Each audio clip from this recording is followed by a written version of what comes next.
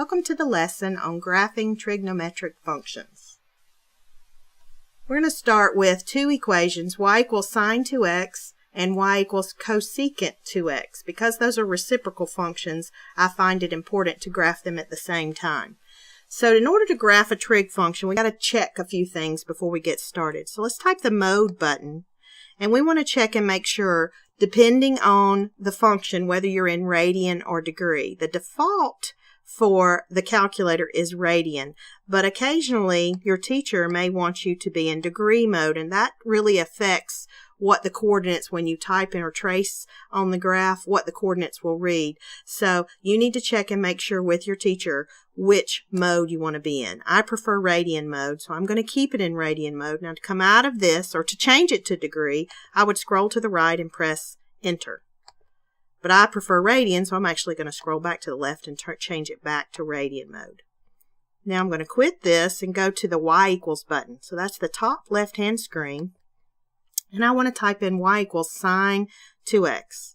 So I'm going to type the sine button, and then notice it opens up a open parentheses, and then 2, and then x. And the x button is directly to the right of the green button. I'm going to close that parentheses. That's a good practice to be into.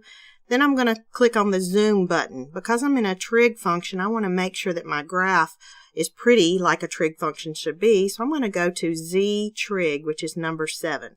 So to go to that zoom, which just changes my window to negative 360 degrees to positive 360 if I'm in degree mode, or negative 2 pi to positive 2 pi if I'm in radian mode. So I'm going to either scroll down and choose number 7, or I can just actually type number 7 and it'll go directly there. So I scroll to number 7, I'm going to press enter to pick it, and here is my first trig function, y equals sine 2x. Nice little pretty curve, y equals sine 2x. It's got a few maximums, a few minimums. Now I want to type in y equals cosecant 2x. So if you were doing this by hand, you would actually graph y equals sine 2x first, and then you would use those maximums and those minimums and the zeros of the function to graph vertical asymptotes, and this would end up being a minimum. This point that's a maximum on the sine function would end up being a minimum on the cosecant function. So let's just see what happens. We're going to type the y equals button. I want to keep my sine function in there, but I don't want it to be my main function. So I'm actually going to scroll back to the left. So I'm using my left arrow button, and at this point, do you see that the cursor is on the slash? So it's blinking slowly. To change whether I want a solid line, right now we're on a solid line, that's what I'm going to graph. If I press enter, it's going to change it. So the first change is to a bold line. So if I want two graphs on the screen at one time, I can make one of them bold and one of them not bold, and then I can see the difference between the two. If I press enter again, this is going to shade above the line. So if I actually want to have an inequality, I can shade above the line. If I press enter again, this is going to shade below the line. If I press enter again, this is when I use like a bouncing ball and I want to see the ball moving on my screen. If I press enter again, this is just the circle. Basically, the function won't draw the function. You'll just see the circle moving on the screen. And finally, press enter again. And now I've got the same kind of bar, but notice it only has 3 little dots. This is what the calculator's version of a dashed line. That's the one I want to choose. So I'm going to go back and press graph so that you can see. Notice that it's not a connected graph. It's just a dashed graph. That's what I want. So go back to y equals. I'm going to scroll down to y2, and at this point I want to type in cosecant 2x. Remember that cosecant is the same thing as 1 over sine. So now we're going to type in the second function, which is y equals cosecant 2x as 1 over sine 2x. So I'm going to type 1, and then the fraction bar is just the divided by, and then I'm going to put a open parentheses, sine 2x. So sine, and then 2, and then x, and I'm going to close my parentheses for the 2x, and then I need to close the parentheses for the sine function. So if I go to graph, Now my cosecant function is actually graphing. And remember that cosecant actually has vertical asymptotes where the zeros for the sine function are. It has minimum points where the sine was a maximum. It has maximum points where the sine is the minimum. So the dark graph, or the solid line, is my cosecant function, where the dashed line is actually the sine function. Let me show you another way to type in a reciprocal function, cosecant, secant, or cotangent. So I'm going to scroll down to y2, and I'm actually going to press clear. I want to start back over, and I want to type in 1 over sine 2x. This is the only way to type in cosecant.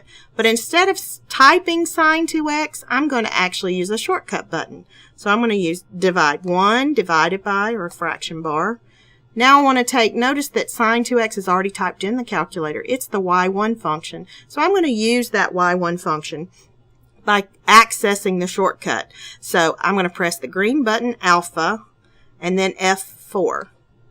Notice the F4 button will pull up these y var, or y variables. So I've got 10 choices for y. I have my function sine 2x in the y1. So it's already highlighted. I'm going to press enter to choose it, and the calculator just types in y1. I'm going to go back to graph, and you'll see that it's the exact same graph that it was when we typed it in longhand.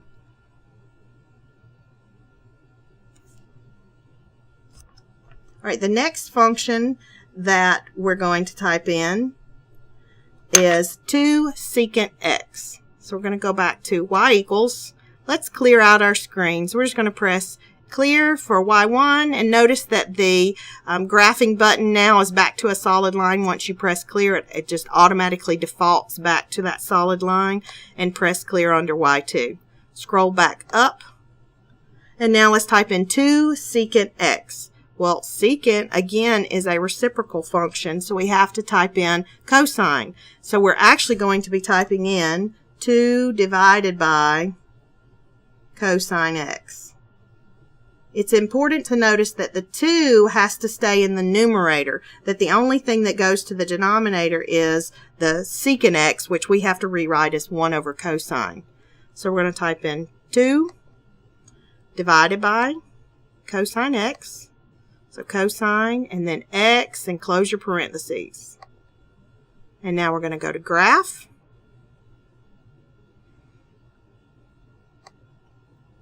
And here is our secant function.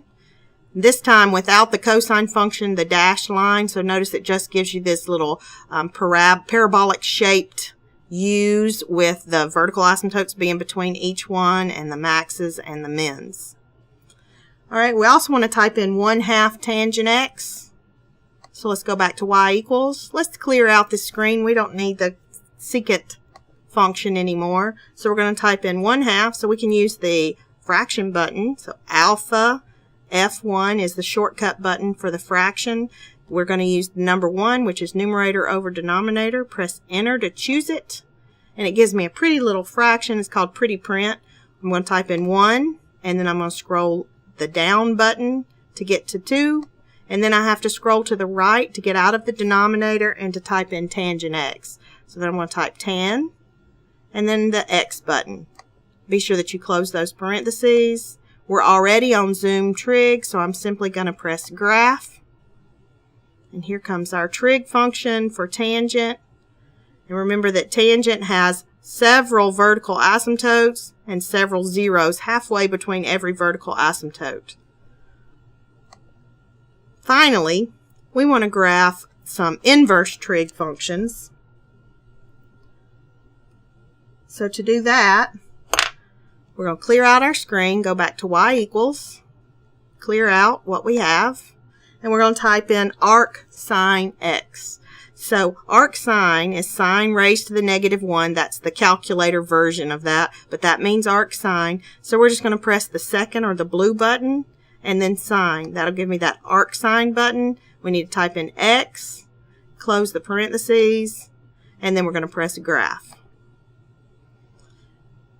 Now you may be wondering why it only graphed a little bit. Remember that arc sine has a domain restriction to it. that happens at 1 and -1, negative pi over 2 to positive pi over 2. And that's what this is. That's how it graphs. You can zoom in on that button if you want to see a little bit better of a picture. You can also look at your table down here to see what the actual coordinates are. So let's go back to y equals. All right, I don't want to have that sign, arc sign on the screen anymore. Another way, instead of clearing it out, is to scroll back to that equal sign. See how it's highlighted right now? To turn off that, but not to delete it, I'm just going to press enter. So that function stays in the y equals button, but it's not going to be graphed. It will only be graphed if that equal sign is highlighted. So now I'm going to type in arctan. So again, arctan is the second function of tangent, or the blue function. So I'm going to press the second or the blue key, and then tangent, and then x.